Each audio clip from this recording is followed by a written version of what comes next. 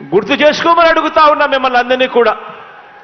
గతంలో ఎన్నికలకు 6 నెలల ముందు వరకు కూడా ఎంతమందికి పెన్షన్లు ఇచ్చేవాళ్ళు అని అంటే కేవలం 39 లక్షల మందికి.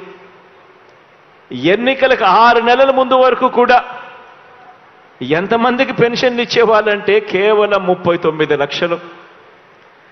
ఎన్నికలకు 2 నెలల ముందు వరకు కూడా ఎంత పెన్షన్ ఇచ్చేవారు అని అంటే కేవలం 1000 రూపాయలు. నెల నెల పెన్షన్ల కోసం ఆ అభాగ్యుల పైన ఖర్చు చేస్తా ఉన్నది ఎంత అనంటే నెలకు 400 కోట్ల రూపాయలు కూడా ఖర్చు చేయని పరిస్థితి. ఈరోజు మీ బిడ్డ పరిపాలనలో జరిగిన మార్పు గమనించమని అడుగుతా ఉన్నా. ఈరోజు మీ బిడ్డ పరిపాలనలో 39 లక్షల మంది పెన్షన్లు ఇస్తా ఉన్న గత పరిస్థితికి పోయి ఈరోజు 66,34,000 మందికి ఈరోజు పెన్షన్ ఇస్తా ఉన్నాం.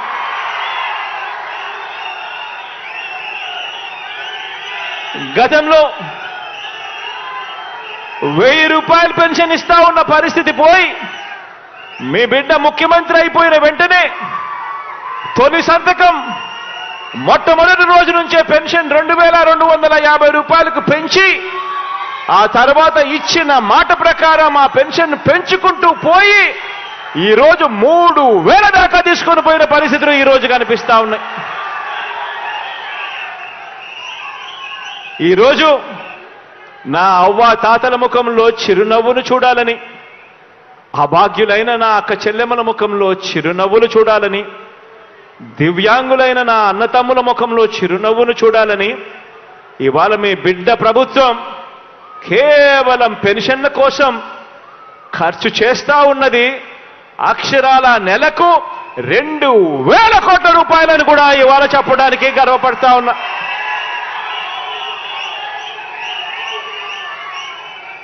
ఆలోచన చేయమని అడుగుతా ఉన్నా. ఎక్కడ 1000 రూపాయలు, ఎక్కడ 3,000 రూపాయలు, ఎక్కడ 39 లక్షల పెన్షన్లు, ఎక్కడ 66,34,000 పెన్షన్లు, ఎక్కడ నెలకు 400 కోట్ల రూపాయలు మాత్రమే ఖర్చు చేస్తా ఉన్న పరిస్థితులు, ఎక్కడ నెలకు దాదాపుగా 2,000 కోట్ల రూపాయలు ఖర్చు చేస్తా ఉన్న పరిస్థితి. తేడా గమనించమని ఒక్కసారి అడుగుతా ఉన్నా.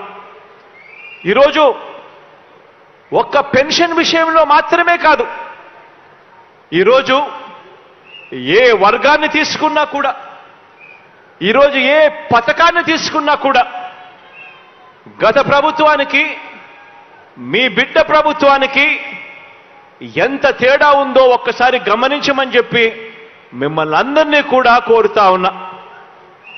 ఈరోజు ఆలోచన చేయమని కూడా కోరుతా ఉన్నా. ఈరోజు మీ బిడ్డ ప్రభుత్వం అక్షరాల ఎవరి ప్రభుత్వం అంటే ఆ నిరుపేదల ప్రభుత్వం, మీ బిడ్డ ప్రభుత్వం అని ఈరోజు గర్వంగా కూడా నేను చెప్తా ఉన్నా. ఈరోజు పేదల మీద ప్రేమ, పేదలకు తోడుగా ఉండాలి అని తపన ఈరోజు అర్థం చేసుకున్న ప్రభుత్వంగా ఈరోజు మన అందరి ప్రభుత్వంలో అడుగులు పడ్డాయి. ఈరోజు గమనించమని అడుగుతా ఉన్నా. మొట్టమొదట ఇళ్ల నిర్మాణాన్ని తీసుకోమని అడుగుతా ఉన్నా. ప్రతి అడుగులోనూ కూడా మార్పు కనిపిస్తుంది. ప్రతి అడుగులోనూ కూడా పేదల పట్ల ప్రేమ కనిపిస్తుంది. అక్క చెల్లెమ్మల పట్ల ఒక మంచి అన్న ఆప్యాయత కనిపిస్తుంది. ప్రతి పథకము తీసుకోమని అడుగుతా ఉన్నా. ఏ పథకము తీసుకున్నా కూడా మొదట ఇళ్ల నిర్మాణమే తీసుకోండి. గత ప్రభుత్వంలో పేదలకిచ్చిన ఇళ్ల పట్టాలు ఎన్నో తెలుసా? అక్షరాల ఒక 0. గతంలో పేదలకు ఇళ్ల పట్టాలు ఇవ్వాలి అన్న ఆలోచనలు సైతం జరగలేదు. పేదలు ఎలా బ్రతుకుతున్నారు, వారికి మంచెలా చేయాలి అనే ఆలోచనే చేసిన పాపాన పోలేదు ఎవరు కూడా. ఈరోజు మనందరి ప్రభుత్వంలో, మీ బిడ్డ ప్రభుత్వంలో, ఈరోజు మీ జగనన్న ప్రభుత్వంలో నా అక్క చెల్లెమ్మల కోసం మీ జగనన్న పంపిణీ చేసిన ఇళ్ల పట్టాలు అక్షరాల 31 లక్షల ఇళ్ల పట్టాలు ఈరోజు పంపిణీ చేశాం.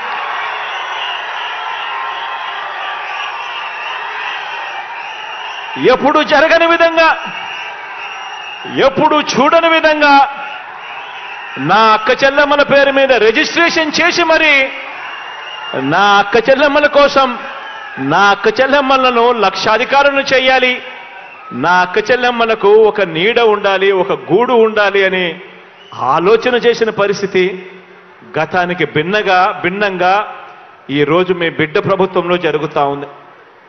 31 లక్షల ఇళ్ల పట్టాలు పంపిణీ చేశాం.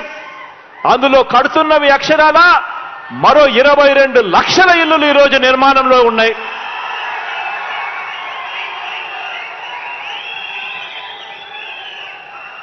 నిజంగా ఆశ్చర్యం అనిపిస్తుంది.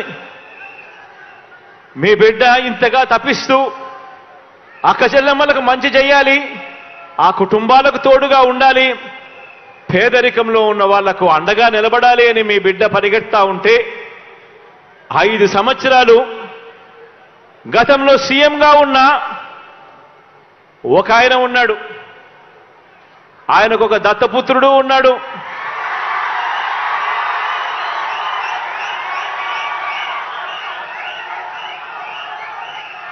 ఆ దత్తపుత్రుడు, ఆ దత్త తండ్రి ఇద్దరు కలిసి ఎన్నికలప్పుడు 2014లో ఇద్దరు కలిసి 2014లో ఎన్నికలప్పుడు వాళ్ళ ఎన్నికల ప్రణాళికలో, వాళ్ళ మేనిఫెస్టోలో వాళ్ళు చెప్పిన మాట, ప్రతి పేదవాడికి 3 సెంట్ల స్థలం, అందులో ఇల్లు కట్టిస్తాము అని చెప్పి మేనిఫెస్టోలో వాగ్దానం చేసి చివరికి కనీసం 1 సెంటు భూమి కూడా ఇచ్చిన పాపాన పోలేదు వీళ్ళిద్దరూ కలిసి.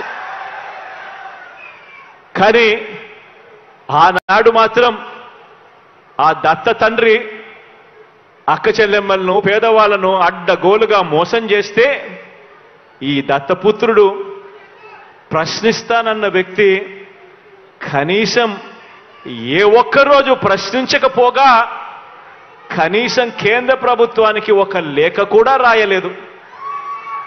కానీ ఇదే దత్తపుత్రుడు ఇవాళ మీ బిడ్డ అక్షరాల 31 లక్షల ఇళ్ల పట్టాలు నా అక్క చెల్లెమ్మలకిచ్చి అందులో 22 లక్షల ఇల్లులు ఈరోజు మీ బిడ్డ కడతా ఉంటే అక్క చెల్లెమ్మల ముఖాలలో సంతోషాన్ని చూడడానికి ప్రయత్నం చేస్తా ఉంటే కేంద్ర ప్రభుత్వానికి లేఖ రాస్తాడు ఈ దత్తపుత్రుడు. పేదలు కట్టే ఇళ్లల్లో, పేదలకిచ్చే ఇంటి స్థలాలలో అవినీతి జరిగిందట అని చెప్పి రాస్తాడు ఈ పెద్ద మనిషి. పేదలకు కట్టే ఇళ్లల్లో అవినీతి జరిగిందని రాసి ఆ ఇల్లు కట్టే కార్యక్రమం కూడా ఆపించాలని దిక్కుమాలిన ఆలోచన చేయగలిగిన వ్యక్తి ఎవరైనా ఉన్నారు అనంటే అది కేవలం ఈ అన్యాయస్తులు మాత్రమే అని చెప్పి మాత్రం ఈ సందర్భంగా తెలియజేస్తా ఉన్నా. ఈరోజు అవినీతిపరుడు చంద్రబాబు అని చెప్పి సాక్షాత్తు కేంద్రానికి సంబంధించి